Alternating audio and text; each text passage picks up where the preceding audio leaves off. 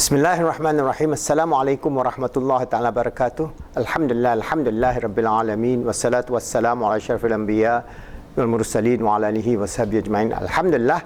In the previous video, I have explained to you how the historical context of how from behavioral psychology, Professor Muhammad Mahdi Jenkins, at that time when he was not a non-Muslim, the protege of B.F. Skinner, developed a model of inner speech based on free will of human beings. So the extrapolation from animal model to human model through operant conditioning or classical conditioning has to be upgraded towards the understanding of the inner nature of human being, and that is how we color our perception in this world. And our total paths learning history will comprise of the four levels of existence: the spiritual, emotional, mental, and physical level. And then our action or behavior, whether positive or negative, will color us not only of our existence in this dunya, but our existence beyond space and time, that is the alamul akhirah, in which we all are going to travel to. So this is where Islamic psychology is entirely different from all forms of psychology, even up to today. Why? Because if we look at this continuum, all right, you see that there are other forms of psychology, because post-behavior psychology. So where do we put, for example, we know that psychoanalytic, psychosocial personality theory is based on this nafsul hawaniyah. This is below this baseline. Where is behavioral psychology? Pure behavioral psychology is also here. So behavioral psychology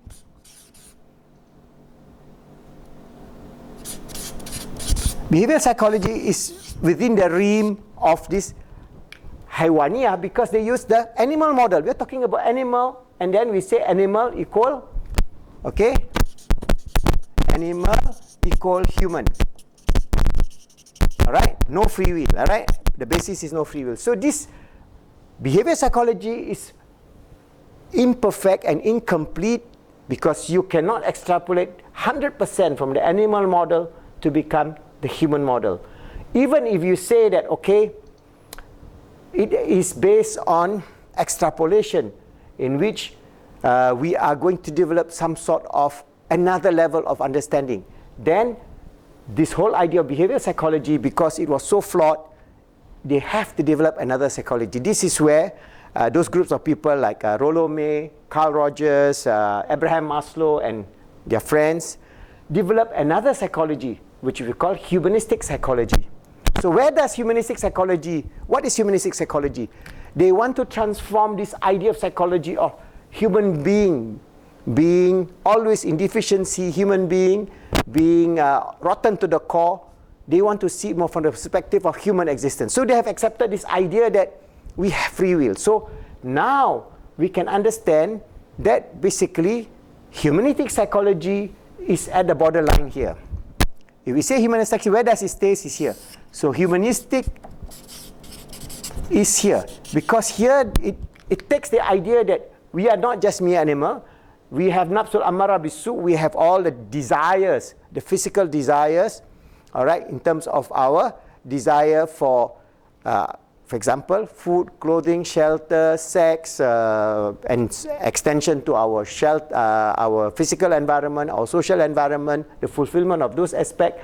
But we also have this intra and interpersonal integration. So humanistic psychology see from the totality of human existence. So we are here.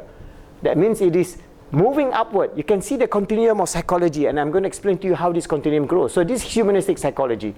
Now, after humanistic psychology, we have positive psychology. And positive psychology is by Martin Seligman. Martin Seligman says that basically, not only that we are humanistic, but we have a lot of positive values, world views that make us human, which is entirely different from the animal. So again, if we talk about positive psychology, it is somewhere here. Positive. So you can see that actually we are coming from the rotten to the core psychology. We are moving upwards. From here, we are moving upwards. All right. So our idea is that Islamic psychology is here. Why? Because we want to bring human being. Because nafsul ammara bisu and nafsul lawama is always in constant conflict. That means our nafs This is the evil prompting self and the self-reflective self. Self-reflective self. So we can consider positive psychology is also self-reflective in a way. So we can say that it's okay, maybe it's on this continuum somewhere here. All right? So from here you can see that there's one more level of integration that we Muslims will then carry this whole idea of psychology. And this is already happening within the field of therapies, which I explained to you later on how CBT developed, DBT, REMT, and whatever other therapies that is there. But what I'm saying is that we Muslims have this tradition of this nafsul ammara bisu, nafsul lawamah, and nafsul mutmainnah. It's all in the Quran, based on the Quran, and there's so many writings regarding the nature of our progression as human beings, from here to here to here, and this is where we achieve total integration. So when we say about human beings, we have this idea of cognitive dissonance, and I've explained to you the idea of spiritual dissonance. At this level, if you don't even consider your spiritual existence, you are not an integrated or a unified being. You are just component of human existence. So if you say that you're only physical, that's it. You only have the P and no S, E, and M, no spiritual, emotional, mental self, then you are fragmented. You are not whole. So the wholeness of your existence is not there. So you are just talking about animal, and animal needs, animal desire, animal fulfillment. So that is an integrated, that is a fragmented human being. A fragmented human being cannot achieve peace, happiness, or success in the true sense. So we have this idea. So the progression within psychology is we have to bring human being from amara to lawamah, and lawamah to mutmainnah, and then at this point then we have the full integration of our S, E, M, P, and jasad. So this four integration, this is where we call, where Allah tells us at this level, when we are fully integrated into understanding our purpose and meaning in life, into understanding of how we can achieve happiness, peace, fulfillment, achievement, success, and so many other things, Allah calls upon this soul, this nafs that has perfected itself. Where Allah tells us in the Quran, Bismillahirrahmanirrahim, Ya ayatuhan nafsul mutmainnah irji'i ila rabbiki radiyatan mardiyah fathulil fil ibad wathulil jannat. So Allah tells us, oh you, the completed soul, in peace and satisfaction, well-pleasing unto you, because you have integrated, you have perfected yourself, well-pleasing to Allah.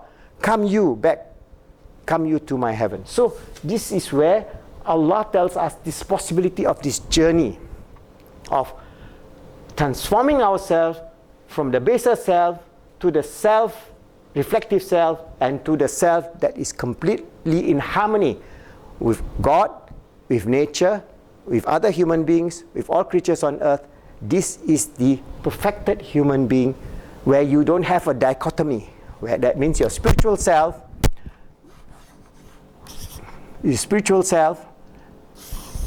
and your physical self and your existence of all your emotional self is all one. Okay, you have your S, E, M, and P all moving towards a unified personality, a total personality, a beautiful personality, a beautiful psychology based on the deen of Islam. So this is so beautiful. So when we talk about Islamic psychology, we have the perfect transcendent model, and inshallah you can see when I explain in the next video how actually the secular psychology, because at this level they are still circular. That means you are talking about atheistic psychology. From here to here, these are all atheists. Atheistic psychology, yeah? They are all atheists. They don't believe in God. But when you talk about self-reflective human being, you're talking about this mutmainnah, you are moving to the level of the psycho-spiritual. And this psycho-spiritual is in Islamic tradition, it is in Buddhist tradition, it is in Hindu tradition, it is in Confucianist tradition, it is in the traditions of the various people of all the world, because this is the intrinsic nature based on the covenant that Allah has imprinted in our spiritual DNA. So we have not only a physical DNA, we have our spiritual DNA that disintegration between ourselves, as long as we have not transcend towards this level, we will always be fragmented. And when we are in the state of fragmentation, we can never achieve peace. We can never achieve full happiness. Maybe temporary, but the full fulfillment of the divine nature imprinted into our spiritual self is always to ask, who am I? Why am I on this world? Where am I going to go after I die? And what are my future beyond space, beyond time, in the realities that is ordained by Allah subhanahu wa ta'ala, inshallah.